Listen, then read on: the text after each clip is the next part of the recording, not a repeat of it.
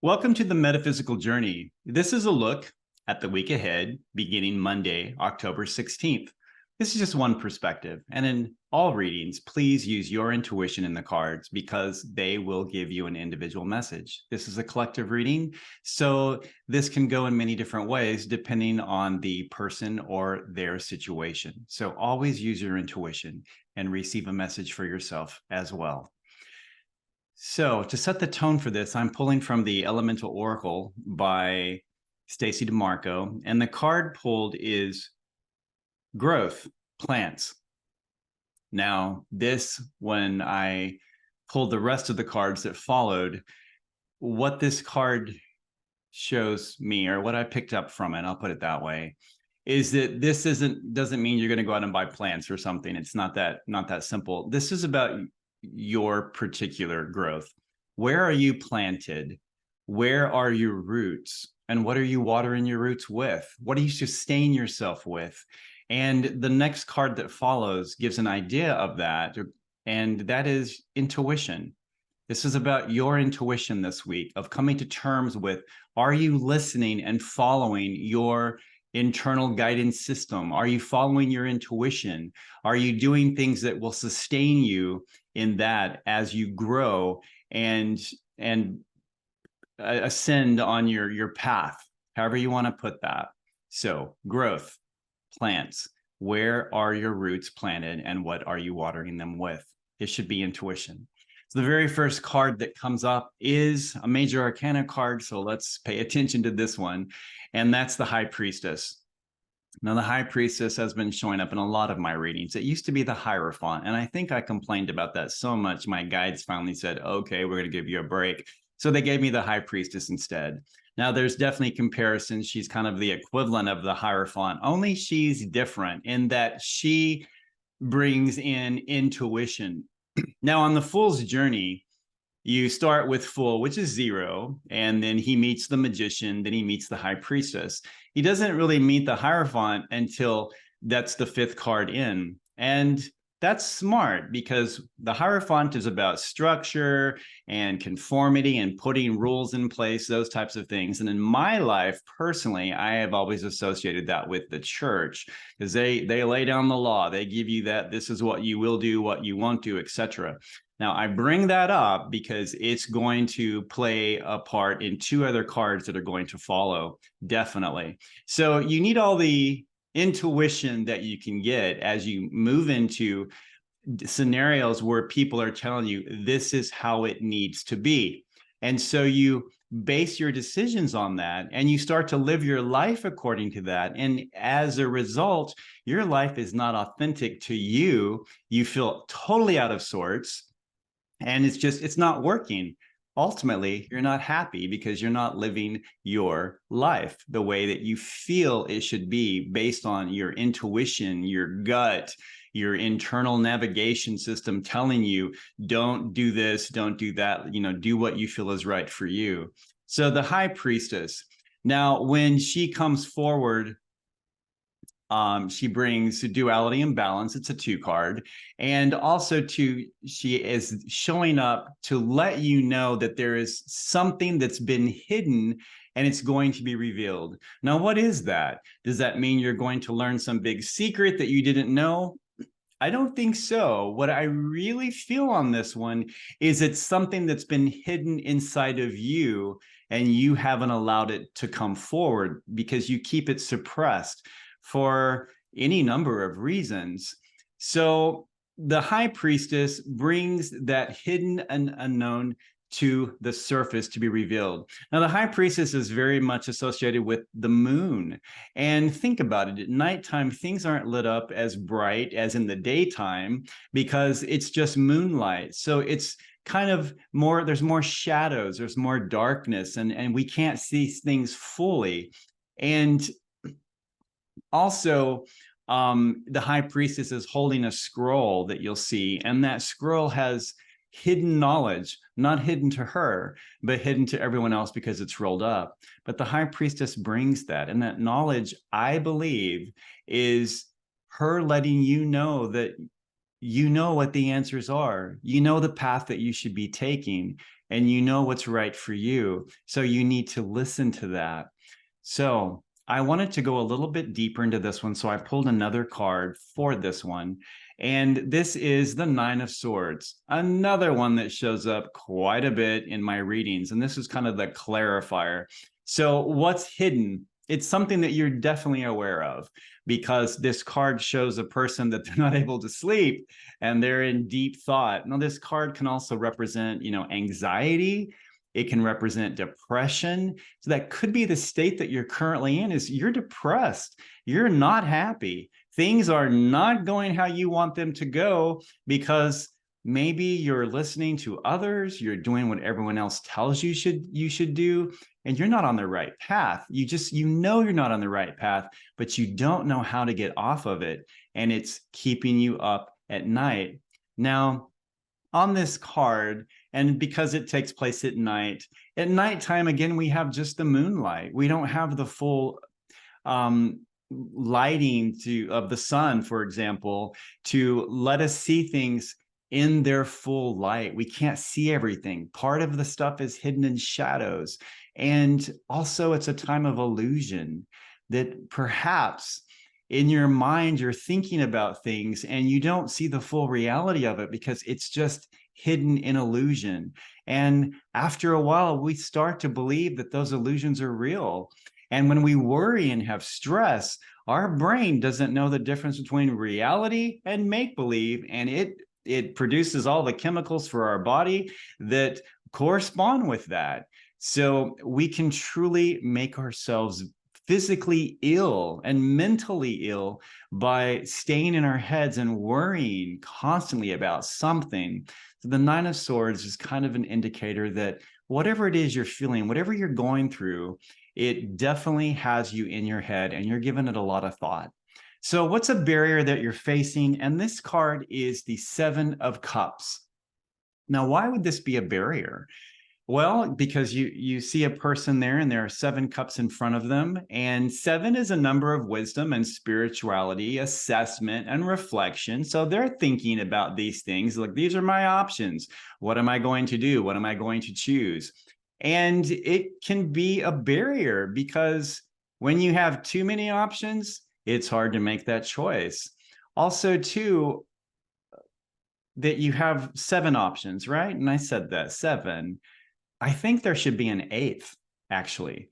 And it's not on the card, but I'm feeling very strongly that the 7 options that you are being presented with, and that's just a random number for this. You could have more than that even, or you could have fewer, but they're not the ones that you're looking for, which is why you're not able to make the decision. And this is a week to think about that.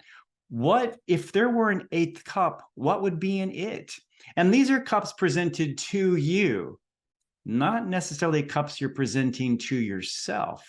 So they're presented to you. So you have the option of, water, tea, sweet or unsweet, wine, blah, blah, blah. But maybe you're like, I just want orange juice. That's really what I want, is orange juice. No one's offering that to you, and you feel compelled to accept one of those, but it's not really what you want. So are you possibly avoiding a decision based on not being able to mentally justify what you're being presented, and not mentally justifying because emotionally it doesn't resonate? It's not what you want. It's not the life you want for yourself. It's not the option you want for yourself.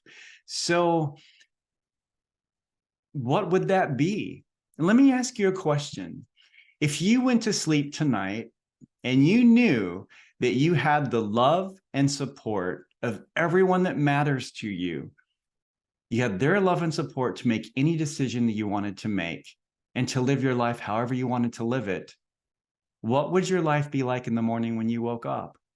What kind of a person would you be? What would you do? What would it even look like to have that full love and support? Have you ever felt that way? Have you ever felt that that's what you wanted, but you wake up and you know that, no, I have these expectations. People want this, people want that. I have to go to my job. I don't like this, I don't like that, but I have to do it because that's what's expected of me. But it's not what your heart desires. So on this one, a barrier could be that you're you feel forced to make a decision, but it's not what you want. It's not what's in your heart's desire. And this is where you have to listen to your intuition. That's why the high priestess came forward to say, listen to your inner voice. You know what you want to do. Follow that. Step out in faith and do it. Take that leap. It's going to be okay. Believe in yourself. So moving forward through the barrier, this one would have been better if this were in the barrier column because it's easier to interpret, but I'm going to kind of reverse engineer on this one just a bit. I mentioned before about the Hierophant, right? And the Hierophant and the Five of Pentacles, which is what this card is, go really well together for me. Because you have in the picture, you have two people that are outside of a building, outside of a stained glass window. And in the time frame of which this artwork was created, stained glass windows would have been associated largely with the church because only they really could afford to have them. So you have two people walking outside the church, and I'm looking at the card here. You can see it on your screen. But you have two people outside this building. I'm going to say church. So I'll go further and say maybe not just a church, but some type of a structure, a organized something or the other. It could either be a way of thinking, a way of living. There's just something, there's a well-placed structure, and they're outside of it, not on the inside. And where they are, it seems to be cold because they're huddled. She's huddled. She's wearing a cloak around her. And then you have a person that's crippled. So is it possible that you feel broken down, beaten down, crippled, and battered because of whatever structure that you've left? Has this path that you're on taken you down a road that has taken you away from all the support you used to have, the warmth, the love, the adoration, whatever? There's a long list of things you could say. Have you felt kicked out in a way and you're out on your own in the cold, in the dark, walking through the night, just trying to find a new way on your path? Now, this could be a great indicator of what to look at. Look at this card and see how it makes you feel, because that is a barrier. So how do you move forward? You do the reverse of what this card is saying. You look for flexibility, for openness, and the opportunity for change and progress. You may have been kicked out of something or feel rejected by something, but that may have been the very best thing that could happen to you and for you, because now it gives you the opportunity to make your own decision, form your own way, create your own path as you move forward. This card also is a 5, and 5 in the cycle between 1 and 10, 5 comes right in the middle. And that middle mark is where you have the opportunity to stop and make an adjustment, reassess, go another direction. You truly can change the outcome from this point forward of what it looks like when you get to the 10, which is usually a happy time, and you can make those changes. So moving forward is facing the reality of how you feel. How do you feel on the inside? What's the emotional state you're currently in? If it's keeping you up at night and you're worried about it, it's time to face that head on and say, I don't want to feel that way anymore. I'm done with that. I want to adjust and make a new change. So what? If you were kicked out of something or you've been rejected by people, that's their loss, not yours. You have to follow what you know to be right for you, your internal navigation system. You know what you want that 8th cup to have in it, and that's what you want to go for. If no one's going to offer you the 8th cup, pour it yourself. You don't need them anyway. You can do it yourself and let them drink the other cups. Good for them. But don't accept what other people offer to you if it's not your heart's desire. And the 5 of Pentacles, it's that, again, I said before, it's that flexibility, it's that openness to say, okay, I don't understand why that happened, but it happened for a reason. Everything happens for a reason. It's all by divine order and in divine timing. So perhaps the universe had to do that, had to kick you out of that in order to get you on the right path. and it could be your spiritual 2x4 moment, so to speak. Don't look at it with sadness. Look at it and be happy and say, it happened for a reason, and I want to move forward and use that to my spiritual advantage for my growth, and know that I can change the future right here, right now. So the opposite of structure, conformity, and rigidity is being flexible, being open, being available to hear new perspectives and taking those and moving forward with that. So don't walk around with the fear of insecurity, poverty, and worry, as is common with this card. Choose the reverse. That's how you move forward with this. Now, what energy can you use moving forward? And that is the energy of the sun.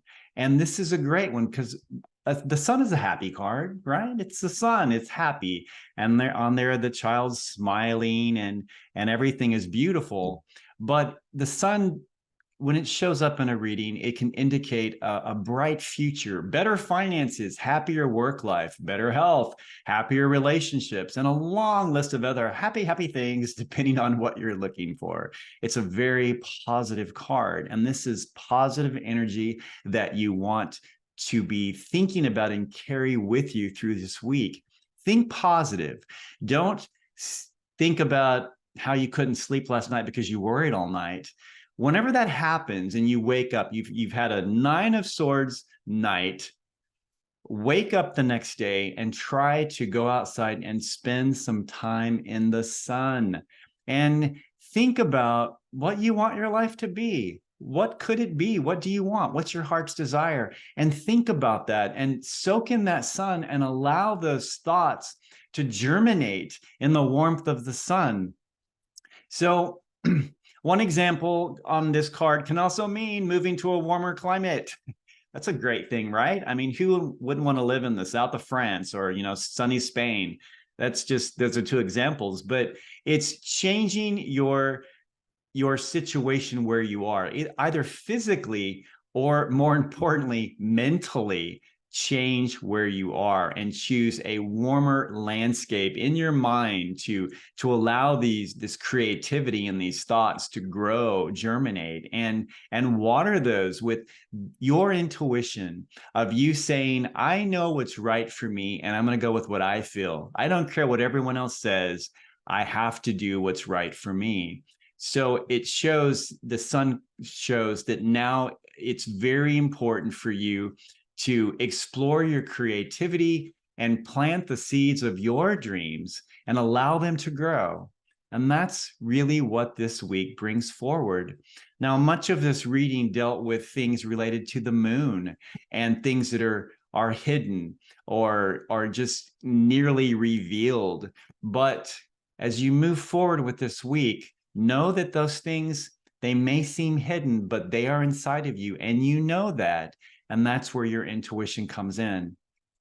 So I want to say one other thing about this, that when we have dreams that we keep deep inside, we often don't share them with people. And the reason why is because we've tried it before and we've been blasted down by people saying, you can't do this, you can't do that, rules, structure, it's total Hierophant moments all over the place. And you get to where you stop even talking about it. You don't share it. You just keep it inside, and you start to believe possibly that it's the impossible dream. It's never going to happen. So as a result of that, you start creating workarounds to your dreams and other things that, well, okay, they don't want me to do this, but I'll do this instead, and maybe that will make them happy. The flaw of that thinking is that you're not happy, and this is your life. This is your journey, your path. You're here to do what you are meant to do. You are not meant to be here to live the life of other people. Let them live theirs. If it's not the same path as yours, it doesn't matter. They have to do what they have to do. This is about you and your life. So stop with the workarounds. Hold true to your dreams, believe in them, and believe in yourself, and they will happen. I want to share one activity or exercise here. It's You've probably heard of it. It's called quantum writing. Now, I asked you the question in the reading that if you had all the love and support of everyone and you could have whatever you wanted and you woke up the next morning, what would your day be like? Put that into practice. So with quantum writing, what you're going to do is you journal, but you're going to do diary entries, journal entries, and you write the day as if it's already happened. So let's say tomorrow it's Monday. So I'm going to do my journal and I'll do it in the morning and it's going to be dated for Monday night as if the day's already passed. And you write this journal as if all these amazing things happen. So you'd begin with, today was the most amazing day. This happened, this. And all those things that happen are the things that in your heart that you wish would happen, but put those onto paper and start that practice and do that from time to time. And you can actually write your future and you'll start to see that these things begin to happen.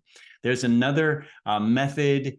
It's where you speak with someone, and I've done this with my friend Vicky, and it worked. We did it one night, and within 24 hours, actually less than 24 hours, a whole variety of things happened.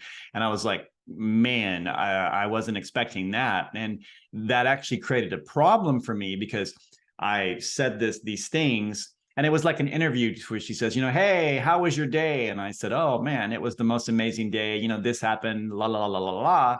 And then the following day, some of those things started to happen. And I was like, I wasn't prepared for this. And I had to make some adjustments to make that work. So be very careful because it does work. Quantum writing works. So try that and make a whole journal entry about your 8th cup. What's in your 8th cup? What is your heart's desire? That's what you write about, and write it as if it already happened. Be very specific. Don't be generic. Be very, very specific, because when you put that out there on paper and you write that down, it's the universe's way of saying, okay, they're ready for it. They are now manifesting. We have to make this work. And try that and see if it doesn't help you. So I hope that you have a very beautiful week. I appreciate you following me on the metaphysical journey. And this week, accept your dreams for what they are. Make them a reality. Thank you. Have a great night.